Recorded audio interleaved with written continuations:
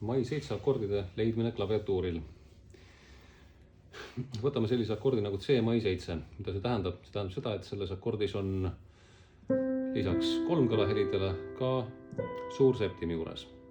Et põhikujus on see selline akord ja kui seda nüüd klaveri peal mängida, siis võib mängida seda nii neljahäälselt kui ka kolmehäälselt. Kolmehäälselt siis niimoodi, et ülemised kolm heli sellest põhikujust jäävad paremasse kätte ja bass jääb vasakusse kätte.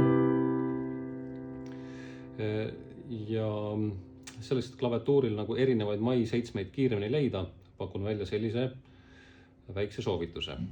Et mis iganes helist te peate seda Mai 7 leidma, siis alustage sellest, kui te ei tea, kuidas mängida, mängige selle akordi mingisugune pööre, kolmkõla pööre, näiteks põhikuju, esimene pööre või teine pööre, vahet ei ole. Ja nüüd see põhitoon, mis teile jääb näiteks hetkel nüüd pöidla alla, asendage pool tooni madalamal oleva heliga ja saategi selle Mai 7. Sama lugu on näiteks siit, esimene pööre ja asendan põhitooni pool tooni madalamal oleva heliga ja siit.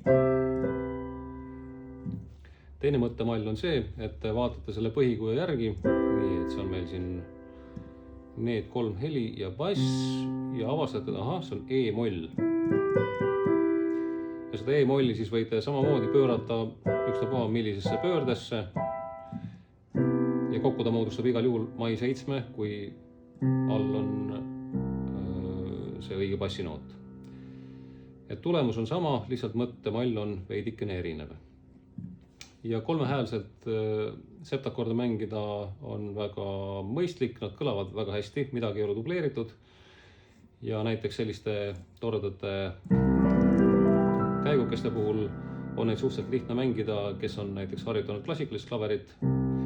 E-molli näiteks mingisugusel kujul on väga lihtne mängida, aga kui tahaks kõiki nelja heli mängida, see on juba oluliselt keerulisem.